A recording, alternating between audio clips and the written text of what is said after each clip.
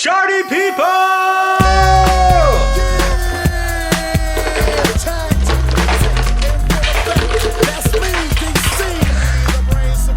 Let's look at some stats. Okay, let's get right into it. I have a new mic, so I don't know how this is going to sound. Also, this is completely unscripted, so I have no clue how this is going to go, and I don't know how long it's going to be. But if you thought this whole video series idea of letting fortune cookies run a fantasy NASCAR team was nerdy, boy, wait until you hear the math and the numbers around it. So some notes just before we begin. When we had our numbers that appeared on fortune cookies that did not correlate to anybody that actually drove, we're going to call those unnatural picks. So just kind of setting our vocabulary here. And we would count up from that number to pick a driver on our team. They would cycle up from races 1 through 8. And then starting with race number 9, we decided that we would cycle down to do that. Also, I left the garage alone from races 1 through 9, so I just let the fortune cookie team set itself, and whatever happened. And after round 9, I kind of got sick of having actually good drivers in the garage, so I did actively manage the garage from rounds 10 through 36. So that way, you know, I did have some say in that, and sometimes I was right in my picks, and sometimes I was wrong in my picks, but oh well. And then starting also with round number 10, I made the decision that I would have a veto power. So if I saw a fortune cookie that just really looked like it was going to suck big time, Rick Ware Racing, I had the power to just decide, you know what, we're not going to use that one, we're just going to reset and do another cookie. So this is our first data set here. It is total picks natural. So these are the total numbers of times that a driver was actually picked, their number actually appeared on the fortune cookie. As you can see, the champion of this category is the Velvet Fox himself, number 12. Ryan Blaney. And in second place here, one thing I thought was just kind of interesting, this joke I beat like a dead horse, but 26 ended up being naturally picked 10 times. So if that was a real driver, Ricky Bobby, or I guess Brian Wavecrest by now, would have been picked 10 times and in second place. Third place is the 7 of Corey LaJoy, and then you can kind of take a look at your own people. I do have one more joke number in there. The 46 of Cole Trickle was selected 4 times naturally. But some notes about this particular data set down here. Ryan Blaney appeared twice on the same fortune cookie 2 times, so that really helped bring him up to that number of 11. All 9 of Corey LaJoy's appearances were natural picks, so we never cycled into a Corey LaJoy. We only ever just had him straight up. Another little note here. Garrett Smithley appears once. He was our only pick that time, but he did not qualify for the Daytona 500. He was eliminated in the dual races, and so we ended up having to pick somebody else from that group. The number 15 appeared naturally under 3 different drivers. We had 2 times it was Joey Gase, 2 times of James Davison, and 1 time Chris Windham, the World of Outlaws driver, I believe, for the Bristol Dirt Race. All right, so this category we are calling Total Picks Adjusted, and I believe it's been a while actually since I've made this particular chart, but I think this is actually like real total picks, so it includes naturals, and it includes our cycling into, although it may not. I don't know. Math is hard. Anyway, the champion of this category is Bubba Wallace, the 23, the brand new team that got their very first win at Talladega this year in the fall. That might surprise a few people. It beat out our what I thought was going to be the champion of this category, the 24 of Slick Willie B, William Byron, who ends up with 16 picks on our total adjusted number here. We can see that through the adjusted numbers, The Fortune Cookies were big fans of Front Row Motorsports. The 34 and 38 of Michael McDowell and Fast Pasta Anthony Alfredo ended up getting picked a lot, as did the 43 of Eric Jones. Cool to hear the news about GMS and Petty joining together, and that Eric Jones will remain in the 43 car. I was glad to hear that news. So some notes about this category here. Once again, the Rick Ware 15, driven by 3 different drivers. We had 3 times Joey Gase, 2 for James Davison, and 1 for Chris Windham. The 77 of Spire Motorsports ended up getting used by 2 different drivers. We had Jamie McMurray, I believe that would have been the Daytona 500, and Stuart Friesen, which I think was at the Bristol Dirt Race. Cody Ware, so at the first third of the season or so, we were a Rick Ware Stan account. Cody Ware got picked 7 times under 2 different numbers, 6 times in the 51 and 1 time when he was driving the 53 car. And then our 2 biggest numbers here, William Byron was selected 7 times in a row from rounds 11 through 17, and then again 6 times in a row from rounds 27 through 32.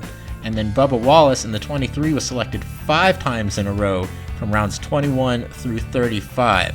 And those also included getting maxed out on both of those drivers. Bubba Wallace was maxed out by round 25 of the regular season, and by round 34, so round 8 out of 10 in the playoffs. And then William Byron was maxed out by round 20 and round 32, or 6th out of 10 in the playoffs. So the Fortune Cookies selected the winner on the team. I don't remember if this is natural or adjusted. I think it's adjusted. But we had the winner on the Fortune Cookie team 8 different times this season. Brad Keselowski at the first Talladega race, Alex Bowman at Dover and the first Pocono race. That was a huge race for my personal team, Pocono number 1. We had Kyle Larson, the eventual champion. We selected him at Watkins Glen. We had Ryan Blaney at Michigan and the second Daytona race. We did predict in our Fortune Cookies Bubba Wallace's first win at the second Talladega race, and then we had Kyle Larson at the Charlotte Roval. This next slide is where we get really nerdy. Are you ready for this? Boom! Whole year in one big old chart. The blue line is the Fortune Cookies, and the red line is my personal team, where I actually tried and most of the time failed miserably. Anyway, for the Fortune Cookies, our highest points scored was 203 points. We did that at race 32, the Charlotte Roval. Our worst weekend was Bristol Dirt. That was horrible for both the Fortune Cookies and my personal team. I just did not have any fun that weekend whatsoever. We only scored 33 points in race 7 of Bristol Dirt. Our average points scored was 125.94, which is not great. I didn't do the math on this, but just kind of off the top of my head, if I had to guess, I'd say like 150 to 175 was probably like a decent points day, kind of on average.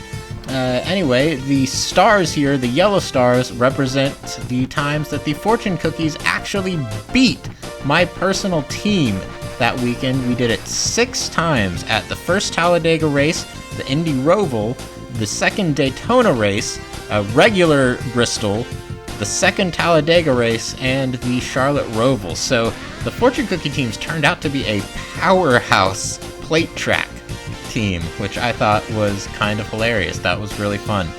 And you can see the plate races are marked out by the little square here. And also we have a little special green star for Pocono 1. That's where my personal team got their win. And then also just shout out to my mom for winning the final race in Phoenix. She ended up getting the win in our league for that weekend, so that was cool. So these are some stats on the finishing position within the leagues of the Fortune Cookie Motorsports. So the official league that we were actually in was the NASCAR on Reddit league that had 862 entries. Now, as I had been saying over the course of the year, a lot of entries kind of drop out. You know, you start and then you just forget about it. And so that doesn't really represent the total amount of competitive people. Anyway, Our best finish in the league was 4th out of 862. Again, not really that many, but out of hundreds of people, the Fortune Cookies were 4th place out of those people at race 26, Daytona number 2. Some notable finishes that we got, which were top 100 finishes out of this multi-hundred person league. We had 28th at Talladega 1, 11th at the Indy Roval, 4th at Daytona 2, as I've mentioned, and 43rd at the Charlotte Roval, which again was the most points we had scored all year at 203. Our final points rank out of 862 people that started the year at least was slightly above half at 345. So we ended up with 4,534 points, 4,534. So the equivalent over here on the right is had this Fortune Cookie team been in my serious league that had exactly 100 members to start the year at least, our best finish was 2nd at the 2nd Daytona. We did not pick up any wins in the league, but we got very close. And then just going over our notable finishes here, they line up, but we had 4th, 2nd, and 6th, and that would have been good enough for 54th in the smaller league. And one last slide here, if you'll indulge me, we'll go over my personal team stats here. I ended up with 8 top 10 finishes in the league, 1 win, race 18 at Pocono 1, which I only won because Kyle Larson blew the tire on the last lap and Alex Bowman ended up winning. Like, his last lap pass for the win was equivalent to me getting a last lap pass for the win, because I would have finished really bad if Kyle Larson had hung on for the win there. Like, that was a huge swing for me. So again, best finish was in that race. My most points scored was 257 at the 2nd Richmond race. I don't remember where I finished in that, but obviously I didn't win that one.